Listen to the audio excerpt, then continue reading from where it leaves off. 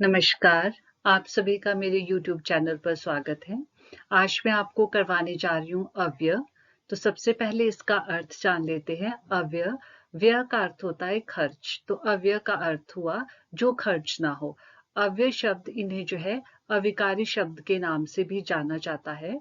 अव्यय या अविकारी शब्द का वह रूप जिसमें लिंग, वचन, काल, कारक, पुरुष आदि के कारण कोई विकार या परिवर्तन नहीं आता, उसे जो है अव्यय या अविकारी कहते हैं। जैसे धीरे, ऊपर, वह। पुरुष का भी प्राय यहाँ पर आपने सर्वनाम में किया होगा। पुरुषवाचक सर्वनाम के 3 भेद होते हैं, प्रथम पुरुष, मध्यम पुरुष और उत्तम पुरुष। तो प्रथम पुरुष में मैं, हम, हमारा, मध्यम पुरुष में तू, तुम, तुम्हारा, उत्तम पुरुष में उन्हें, उनका, उन्होंने, इन्हें, इन्होंने, इनका। तो उस स्थिति में भी जो है अगर इन शब्दों का प्रयोग होता है तो उनमें जो है कोई विकार या परिवर्तन नहीं आता है। लिंग के आधार पर उदाहरण ले लेते हैं, जैसे मोर धीरे धीरे बगीचे की ओर बढ़ रहा है। दूसरा उदाहरण, मोरनी धीरे धीरे बगीचे की ओर बढ़ रही है। अब आप देख रहे होंगे पहले वाले वाक्य में मोर पुल्लिंग है, दूसरे वाले वाक्य में मोरनी स्त्रीलिंग है। दोनों वाक्यों में मैंने धीरे धीरे शब्द का प्रयोग किया है, परंतु इसका प्रयोग चाहे पुल्लिंग के साथ हो रहा है चाहे स्त्रीलिंग के साथ हो रहा है, तो इनमें कोई विकार या परिवर्तन नहीं आ रहा है। वचन के आधार पर भी उदाहरण ले लेते हैं, जैसे बच्चा धीरे धीरे झूल रहा है, और दूसरा उदाहरण, बच्चे धीरे धीरे झूल रहे हैं।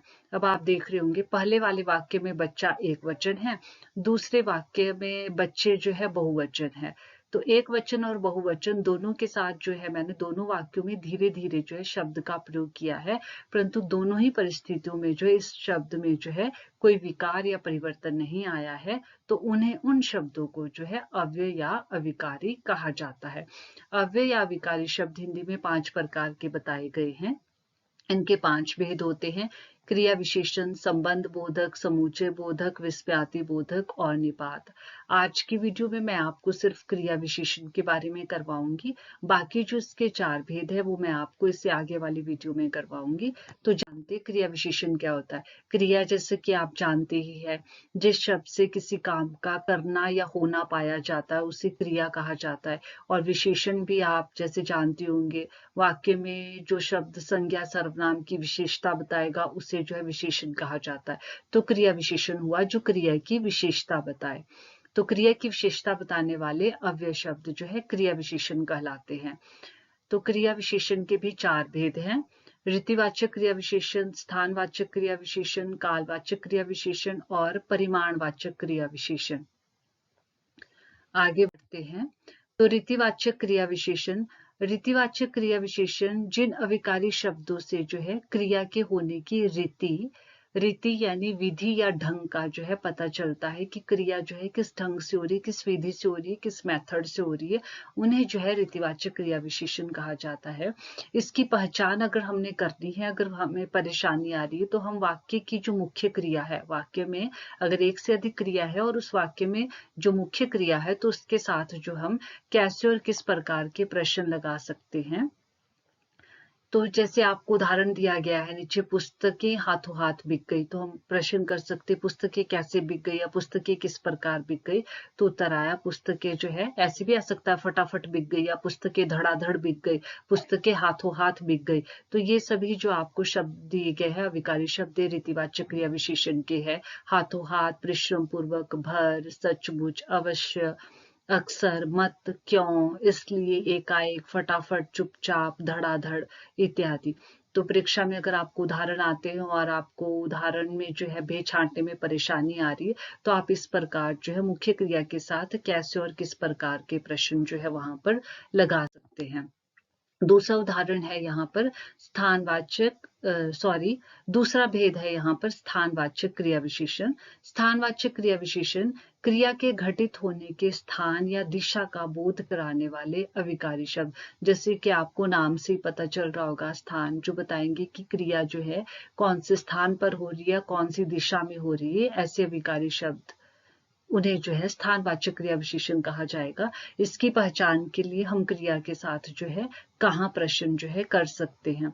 इसके भी दो भेद होते हैं। मैंने बच्चों आपको इसके भेद इसलिए बताए कि अगर आप कॉम्पिटिटिव लेवल पर इसका कोई एग्जाम होता है, मान लो आप आर्मी स्कूल के लिए दे रहे हैं, नवोदय के लिए दे रहे हैं, सैनिक स्कूल के लिए दे रहे, आर्मी स्कूल के लिए दे रहे, तो हो सकता है आपसे डीपली प्रश्न पूछा जाए। अगर आप स्कूल में जैसे आप पढ़ रहे हो, तो अगर आपसे उदाहरण पेपर में आपको दिए गए हैं और टीचर ने आपसे प्रश्न किया है, परीक्षा में आपसे पूछा गया है कि क्रिया विशेषण का कौन सा भेद है, स्थान, तो आप लिख सकते हैं वहां पर स्थानवाचक क्रिया विशेषण। लेकिन अगर आपसे पूछा जाता है कि स्थानवाचक क्रिया विशेषण का कौन सा भेद है, तो आपको जो मैंने नीचे दिए गए स्थितिवाचक, इसका पहला भेद, और दूसरा भेद जो है दिशावाचक, तो आपको जो है इन्हें लिखना होगा। ये मैंने दो भेद इसलिए बताए हैं कि अगर कॉम्पिटिटिव लेवल पर आप कोई एग्जाम देते हैं तो वहां पर चांसेस होते हैं इतने टफ जो है प्रश्न आने के, इतने कठिन जो है प्रश्न आने के, वहां पर एग्जामिनर जो है, पेपर सेटर जो है, इस तरीके से डीपली जो है आप लोगों से, हम लोगों से जो है प्रश्न पूछ लेता है। ये कारण है कि मैंने यहाँ पर आपको इसके आगे जो है भेद भी स्पष्ट किए हैं। तो स्थितिवाचक में जो शब्द आते हैं, जहां, वहां, कहां, बाहर, अंदर, पास, दूर, आगे, पीछे, निकट, प्रत्यक्ष, आमने सामने, और दिशावाचक का बोध कराने वाले इधर, उधर, दाएं, बाएं, और, सामने।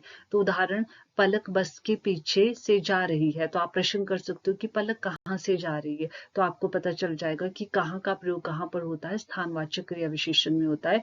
तो पलक जो है कहाँ से जा रही है, बस के पीछे से जा रही है। इसका तीसरा भेद है कालवाचक क्रिया विशेषण। तो क्रिया के होने के समय का बोध, क्रिया यानी जिससे किसी काम का करना या होना पाया जाए, वो उसके समय का बोध करवाएगा, ज्ञान करवाएगा, समझ कराएगा। ऐसे विकारी शब्द जो है कालवाचक क्रिया विशेषण कहलाते हैं। और इसकी पहचान करने के लिए भी हम क्रिया के साथ जो है कब प्रश्न लगा सकते हैं। इसके भी मैंने आपको भेद जानबूझकर यहाँ पर लिखे हैं। इसके तीन भेद होते हैं, काल बिंदुवाचक, अवधिवाचक और बारंबारतावाचक। तो इसकी पहचान के लिए मैंने आगे शब्द दिए। काल बिंदु में आता है आज, जब, तब, अभी, तभी, प्रातः, शाम, दिन, पश्चात। अवधिवाचक में आता है दिन भर, लगातार, निरंतर। बारंबारता में आता है प्रतिदिन, हर बार, बहुधा। तो उदाहरण, मैं प्रतिदिन पढ़ाई करता हूँ, तो प्रश्न ऐसे भी हो सकता है कि मैं कब पढ़ाई करता हूँ, प्रतिदिन करता हूँ मैं, तो मेरा डेली का काम है, जो बारंबारता का यहाँ पर बोध करवा रहा है। तो पेपर वाला अगर आपसे पूछता है मैं प्रतिदिन पढ़ाई करता हूँ, क्रिया विशेषण का कौन सा भेद है, तो आप लिख सकते हैं कालवाचक क्रिया विशेषण। अगर वो आपसे डीपली पूछता है, अगर पेपर में पूछा जाता है कि मैं प्रतिदिन पढ़ाई करता हूँ, उदाहरण में कालवाचक क्रिया विशेषण का कौन सा भेद है, तब आपको वहां पर लिखना पड़ेगा बारंबारता वाचक। इसका चौथा भेद है परिमाणवाचक क्रिया विशेषण। परिमाण आप लोगों ने ये विशेषण में भी किया होगा, जो मात्रा का बोध कराते हैं। जिन विशेषणों से क्रिया की मात्रा का बोध होता है, उन्हें जो है परिमाणवाचक क्रिया विशेषण कहा जाता है। इसकी पहचान के लिए हम क्रिया के साथ कितना और कितनी जो है प्रश्न लगा सकते हैं। इसकी पहचान के लिए शब्द जैसे कई, अधिक, खूब, सर्वथा, लगभग, अत्यंत, थोड़ा सा इत्यादि। तो अध्यापक ने अरुण की खूब पिटाई की, तो हम प्रश्न कर सकते हैं कि अध्यापक ने अरुण की कितनी पिटाई की, तो खूब पिटाई की। तो इस उदाहरण से जो है मात्रा का पता चल रहा है, तो वहां पर जो है परिमाणवाचक क्रिया विशेषण होगा। आई होप आप लोगों को मेरी वीडियोस पसंद आ रही होंगे। आज के लिए इतना ही, धन्यवाद।